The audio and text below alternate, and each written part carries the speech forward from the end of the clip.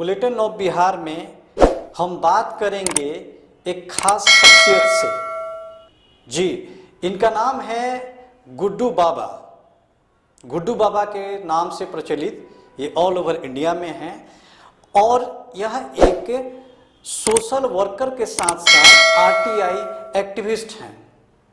इसके पर्दे के पीछे भी एक कहानी है।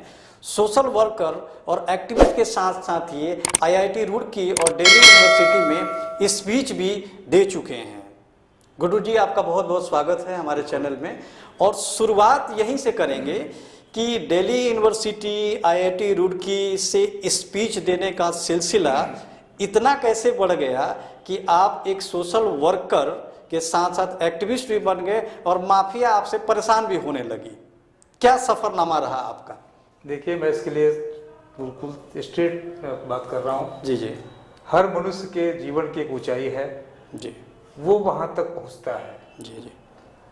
और इसके आगे भी है कि बहुत कम ऐसे लोग हैं अपनी ऊंचाई पर जाने के बाद अपने आप को उस लेवल पर रोक नहीं पाते हैं। जी। उनका ह्रास शुरू हो जाता है।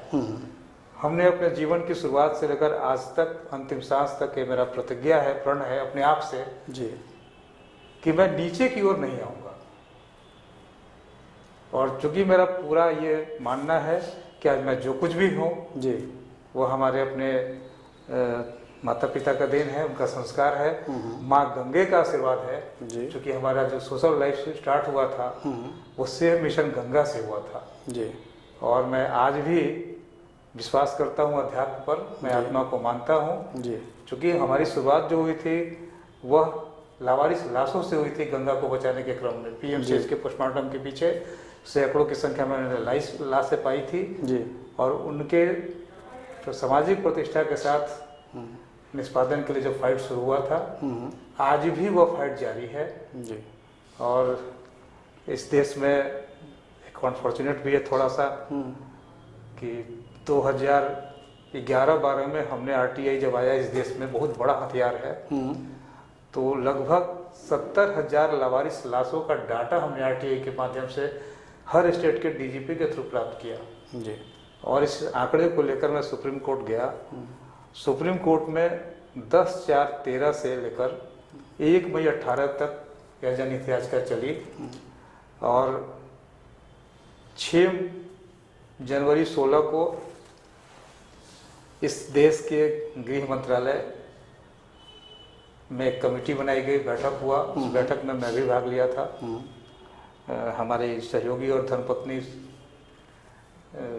रोमा जी भी थी, रेलवे बोर्ड के चेयरमैन थे और लगभग सभी राज्यों के गृह डिपार्टमेंट से जुड़े लोग थे। गाइडलाइन भी बना, decent disposal of unclaimed dead bodies by Vikas Chandra Guddu Baba. हम लोग भी अपने सबमिशन दिए थे। कोर्ट के भी फोरम पर गृह मंत्रालय के द्वारा दे दिया गया। ऑनरेबल चीफ जस्टिस उस समय थे दीपक मिश्रा जी। कोर्ट ने भरोसा जताया कि सरकार जब गाइडलाइन बना चुकी है और कैबिनेट में भेजा गया है लेजिस्लेशन के लिए, तो यह कानून बन जाएगा। लेकिन अनफॉर्चुनेट है कि आज तक हमारे देश में लावारिस लाशों के लिए जो कोर्ट का आदेश था उसका पालन नहीं हुआ है। बाध्य होकर मैं 18, 19, 20 का भी आंकड़ा इकट्ठा किया हूँ और उस आंकड़े के साथ मैं सुप्रीम कोर्ट जाने की तैयारी में हूँ। क्योंकि जब संघर्ष शुरू हुआ है तो उसको अंजाम तक पहुंचाना हमारे जीवन का मकसद है। इस देश में लावारिस लाशों की आत्मा की शांति। और मैं बताऊं कि जब मैं गृह मंत्रालय में गया था तो उस बैठक में उस समय की डीजी थी अर्चना रामचंद्रन जी। उन्होंने बहुत भावुकता से कहा था कि बाबा, आप जो काम कर रहे हैं लोग नहीं समझ पा रहे हैं कि किसके लिए कर रहे हैं। अरे, जिसको जाना था वो दूसरी दुनिया चला गया, लेकिन उनके जो लोग बचे हुए हैं उनके लिए आप संघर्ष कर रहे हैं। आज ही मैंने कई अखबारों में पढ़ा है कि कितने हजार करोड़ रुपए जो है LIC के पास पेंडिंग है, लोगों का पड़ा हुआ है जी। तो कहने का मतलब है कि जब तक डेथ डिक्लेयर नहीं होता है, लोगों के पैसे बैंक में हो या आपका LIC का मामला है, वो नहीं मिलते हैं पेरेंट्स को जी। तो ये लड़ाई जिंदों के लिए भी है जो मैं संघर्ष कर रहा हूँ। और आज भी यह संघर्ष जारी है। जी गुड्डू जी, जमीनों का काफ़ी मामले जो हैं वो अधिग्रहण के या तो माफियाओं द्वारा या तो नेताओं द्वारा उसका अधिग्रहण कर लिया जाता है। इसके मामले में आपने बहुत सारे आरटीआई मंगाया, बहुत सारे जवाब भी आपके पास आया। वो वाकया बताइए दर्शकों को जिसमें आपने बहुत सारे हॉस्पिटल में जो ज़मीनें थी वो सरकार की थी लेकिन किसी और ने उसका अधिग्रहण कर लिया। क्या हुआ था वो पूरा मामले में? देखिए, मैंने कहा ना कि आरटीआई एक बहुत ही जनहित में वो कानून लाया गया है और आरटीआई का इस्तेमाल कोई भी आरटीआई कर्ज करता है यदि समाज हित में करता है तो बहुत भला है, समाज का, सरकार सबका भला है।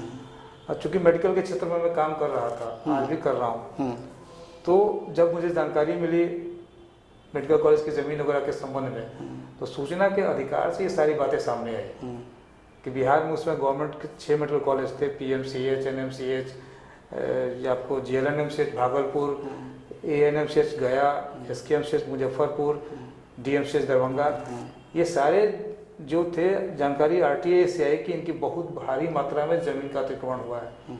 राजधानी पटना में एनएमसीएच की ज़मीन आज भी मामला चल रहा है, बहुत सारी ज़मीनें खाली हुई हैं और यह 2010 से चल रहा है मामला जी।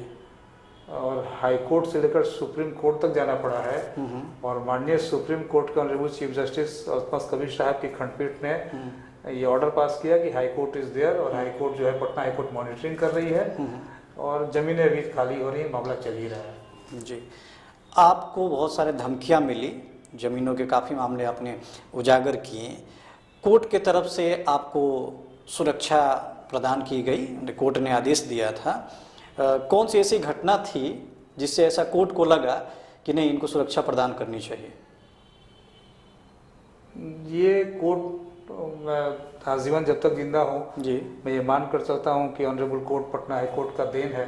पटना हाई कोर्ट का हमारे जीवन से बहुत बड़ा ये है। चूँकि मेरे पास लॉ की डिग्री नहीं है, मैं पेशे से वकील नहीं हूँ, लेकिन जब हमारे इशू पहला मैंने शुरू किया हाई कोर्ट में PIL तो वकीलों का बहुत हमें सहयोग मिला। जी, मैं अपनी बातों को उनके सामने रखता हूँ और पटना माननीय उच्च न्यायालय के अधिवक्ता लोग उसको लिखवा देते हैं और मैं कह सकता हूँ कि वो कृष्ण है और मैं अर्जुन हूँ।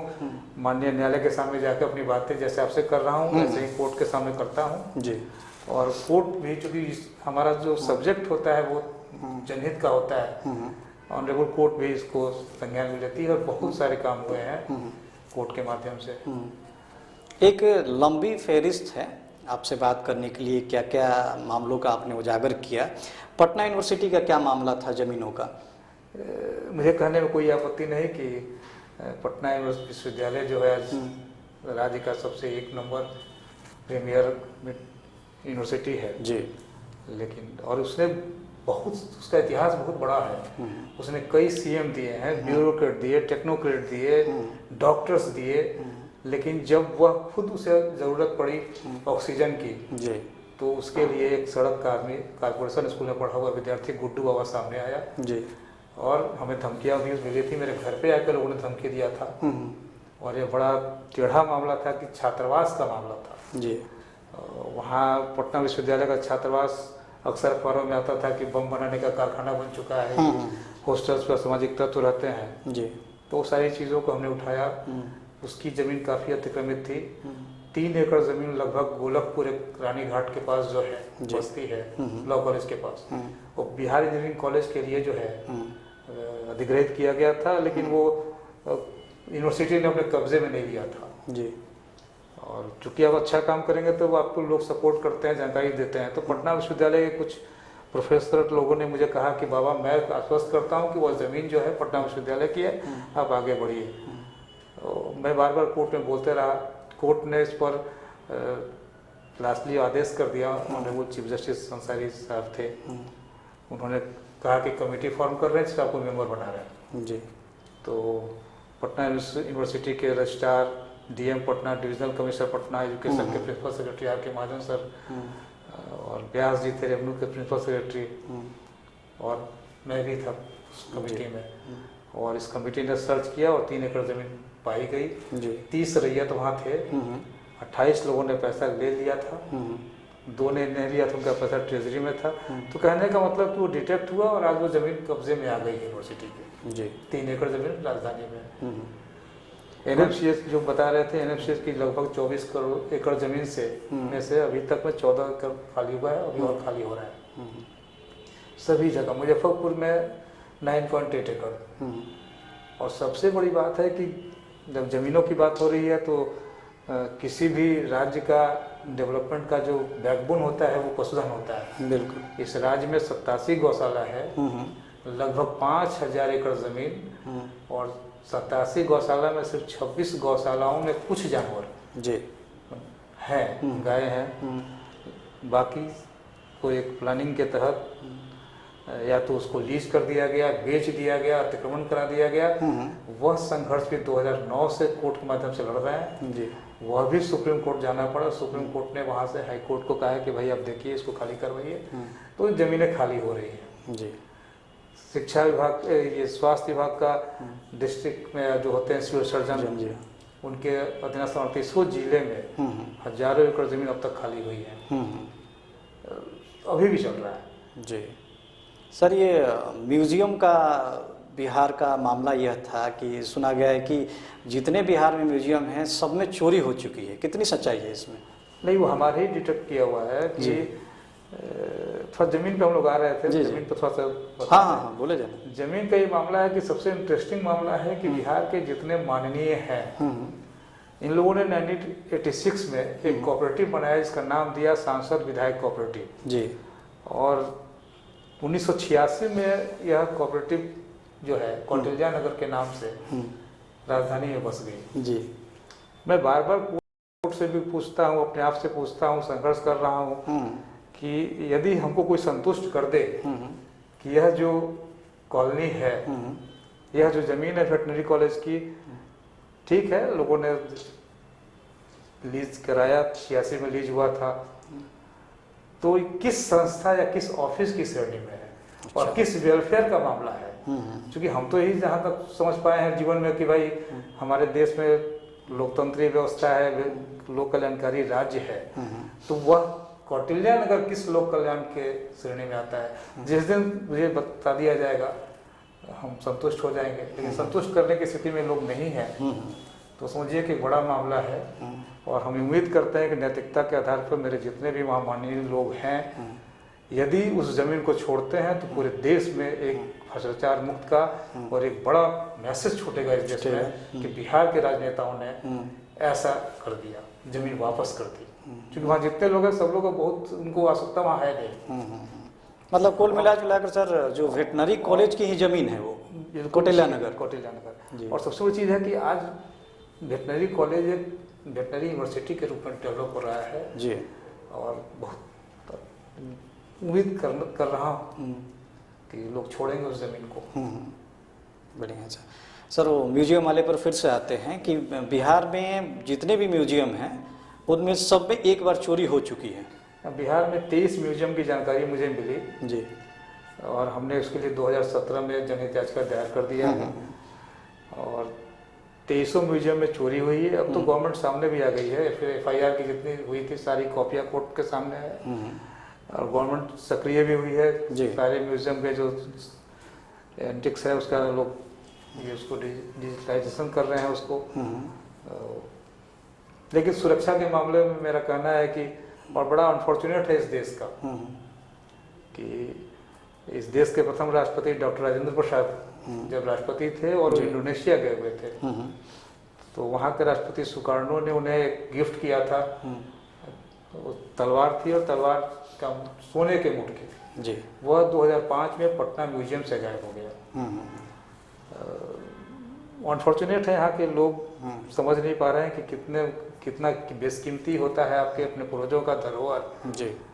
और प्रयास जारी है जी। और हम तो सीधे ही कहते हैं कि देखो मेरे लाइफ का मिशन है कि मैं जगाने का काम कर रहा हूँ और इस चीज़ को कोर्ट ने एक्सेप्ट किया है। माननीय पटना उच्च न्यायालय ने मेरे लिए कहा कि we have indicated to learned counsel for the state that petitioner as a whistleblower should not be subjected to any kind of harassment at least through the police station. Whistleblower declare किया। Supreme court के honourable chief justice ने public spirited citizen कहा, pro bono पब्लिको कहा गया। तो court भी इस बात को कह रही है कि यह आदमी जो काम कर रहा है पर प्रो बोनो पब्लिको परमार्थ के लिए कार्य कर रहा है, समाज के लिए काम कर रहा है।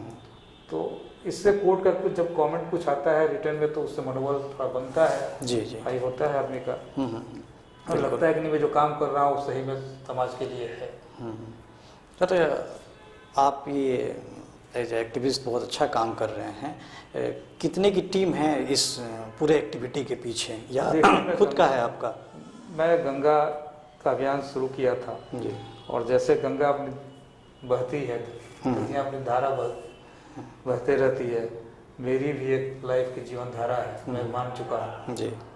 मैं बहुत अपना दूरी तय कर रहा हूँ और जब जब जरूरत पड़ती है लोग सहारा देने के लिए सामने से आते हैं जी, और हमारा ये सामाजिक सुधार का रथ जो है वो चल रहा है जी, लेकिन बिल्कुल अनसंग हीरो की तरह, ज़्यादा हल्ला गुल्ला नहीं होता है हमारे जी इसमें, लेकिन काम होता है, रिजल्ट आता है हमारे प्रयास से। जी सर, एक खतरे का काम भी इसको कहा जा सकता है, परिवार का कितना सपोर्ट मिला आपको ये काम करने में?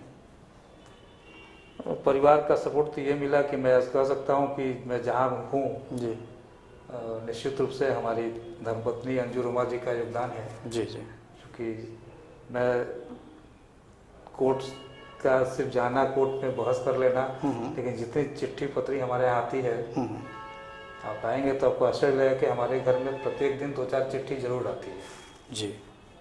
तो सबको रिकॉर्ड मेंटेन करना, उसको फाइल करना, वो सब करती हैं। इतना ही नहीं, मेरा सब कुछ जो देख रहे हैं सारा ख्याल उनका है जी। तो और हर मनुष्य के जीवन में जो भी आगे बढ़ा है कहीं ना कहीं एक नारी शक्ति का तो रहा है जी, और जी। मैं बहुत खुशनसीब हूँ जी बिल्कुल कि कभी भी हमें नहीं टोका गया कि आप इतनी रात तक कहाँ हैं। जी। तो बिल्कुल हम लोग का अंडरस्टैंडिंग बहुत अच्छा है और यही कारण है कि हम लोग निर्भीक होकर काम कर रहे हैं। जी बिल्कुल। कोई कभी आपको डर लगा हो ऐसा, कोई माफिया ने कोई धमकी दी हो? नहीं, अब तो अभ्यस्त हो चुके हैं, चूँकि ये हो चुका कि और चूँकि स्मशान घाट में रहे थे बहुत जी जी समय तक, बहुत ज़्यादा। तो यह ज्ञान है कि भाई दो ही चीज़ सत्य है, जन्म और मृत्यु। जी तो जिस दिन आना होगा कोई रोक नहीं पाएगा। जी। अमेरिका के कैनेडी मारे गए, इंदिरा गांधी मारी गई, हमारे आयरन लेडी। हाँ, इतना ज़रूर है कि